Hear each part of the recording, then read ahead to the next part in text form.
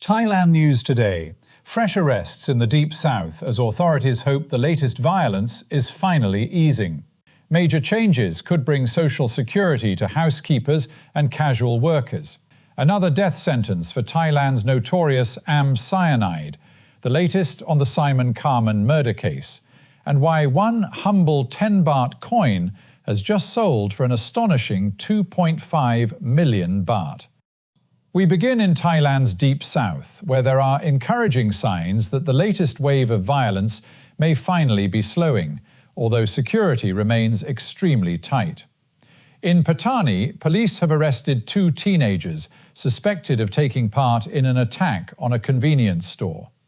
Authorities arrived as a group of around 6 suspects were reportedly leaving the scene, and gunfire was exchanged before the 2 were eventually detained.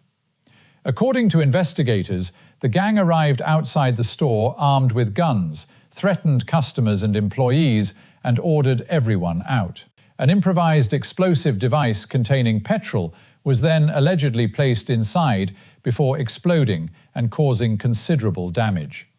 The 2 suspects were still being questioned last night, while police and military units continue their very visible presence throughout the region. Authorities believe many of those involved in the recent coordinated attacks may, at least for the moment, have left the immediate area. And there's some welcome news for travellers and businesses in the south, as train services on the main southern line have resumed following emergency repairs to track damaged in a bombing on Saturday night. State railway teams worked on the line under the protection of armed security personnel, with services finally able to restart on Monday evening. So while nobody is suggesting the danger has disappeared, there are at least signs of some normality returning. Meanwhile, remember the Chinese woman found wandering with her hands bound in Kampeng Phet after apparently escaping from a kidnapping gang? Police now say they've caught the remaining 2 suspects. 2 other members of the alleged gang were detained earlier after the woman escaped and was spotted by members of the public on Sunday evening. Further investigation reportedly indicates that the victim had been tricked into travelling to Thailand by a Chinese acquaintance, who then arranged for the gang to collect her in Bangkok. The suspects have reportedly admitted being hired to help plan and arrange her abduction and transportation. Investigators are now trying to establish exactly who did what, who assaulted the woman, and, perhaps most importantly, who was ultimately behind the operation. Some potentially very good news for millions of lower-income workers, as the Cabinet has accepted a Labour Ministry proposal to expand Thailand's social security system. The proposed changes would extend coverage to groups including agricultural labourers, street vendors, and domestic workers, people who have traditionally fallen outside the normal employer-based system. For those workers, the benefit is obvious: greater access to social security protection. For employers, however, there could be a little paperwork coming. If the proposal receives final approval in its present form, people employing domestic workers, potentially even part-time housekeepers, could become responsible for making contributions in much the same way as conventional employers. And that's going to be a learning curve for some households, because, let's face it, most people employing somebody to clean the house twice a week don't currently consider themselves the managing director of a small corporation. The finer details will be important, particularly regarding casual and part-time workers.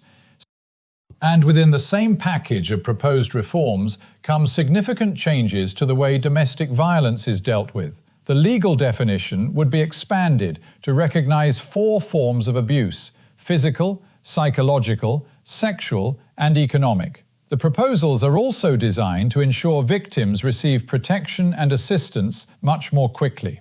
Importantly, domestic violence cases would become non-compoundable offences. In simple English, serious cases couldn't simply disappear because the parties later reached a private agreement. Penalties would reflect the severity of the violence, with tougher punishment proposed for repeat offenders and cases involving victims under 18. And one of Thailand's most notorious criminal cases has returned to court.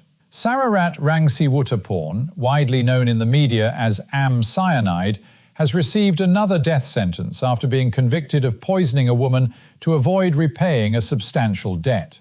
The court heard that the two women had known one another for years. Prosecutors argued that Sararat deliberately poisoned her victim, who was later discovered unconscious by her husband. Crucially, doctors became suspicious enough to request specific testing for cyanide, which revealed the cause of death. The court noted that without the diligence of medical staff, the poisoning could potentially have gone undetected. Sararat has faced a string of separate cases, not all of which have resulted in convictions, but her accumulated sentences now reportedly include 2 death penalties and 2 life sentences. Closer to home, there's a deeply troubling investigation underway involving a teacher in Banglamung and a 15-year-old schoolgirl. The girl's mother filed a police complaint on Sunday, while the school says an internal investigation had already established grounds for serious disciplinary proceedings. The teacher has reportedly been suspended while the case continues. According to the girl's account to investigators, she had been struggling academically when the teacher offered to help her with assignments and allegedly provided examination answers for her to copy. She says he later persuaded her to meet him away from school and alleges that he assaulted her on several occasions. At least one alleged encounter was reportedly audio recorded, and that recording eventually came to the attention of others, prompting the school to begin its own inquiry. But police are now also looking closely at how the matter was originally handled. Reports suggest a handwritten proposed agreement included transferring the teacher to another school, paying the girl 50,000 baht for emotional distress, and asking the pupil and her family to remove recordings from circulation. Authorities are now examining whether such an arrangement could effectively have allowed a potentially serious criminal allegation to be dealt with internally, rather than immediately being referred to police. And that distinction is important. There's also another development in the case involving Australian murder suspect Simon Peter Carman and the teenage girl known as Cake. The girl's father has spoken publicly, saying he intends to fight for justice for his daughter and hopes to confront Carman when the Australian makes his first court appearance. Carman has told Australian media from inside Pattaya Remand Prison that he intends to fight the murder charge and hopes he may eventually be released on bail. The girl's father says he intends to oppose that. And given that Carman was arrested while apparently attempting to leave Thailand, prosecutors could argue that he represents a flight risk, although any decision on bail will ultimately be for the court.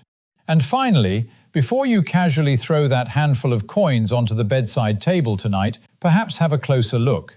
Thailand has held its first electronic auction devoted to rare coins, and the star of the show was a particularly unusual 10 baht coin minted in 1990. Auctioneers apparently thought it might fetch somewhere around 1 million baht. It sold for 2.5 million. Only around 100 examples were ever minted, and the coin was never intended for normal circulation, making surviving examples extraordinarily desirable among serious collectors. So yes, there'll undoubtedly be people across Thailand spending this evening examining every 10 baht coin in the kitchen drawer. Sadly, the chances are that the one you've been using to stop the table wobbling is still worth 10 baht, but it costs nothing to check. And the weather reports promise a mostly overcast day ahead with a slight chance of rain. We're looking at highs of around 31 degrees, falling to approximately 26 tonight, with humidity once again making it feel considerably warmer. Local and national news today from Fabulous Pattaya Media Group. And to get a notification every time we release another bulletin or program, like and subscribe to our channel, Fabulous Pattaya Media Group, by using the link below.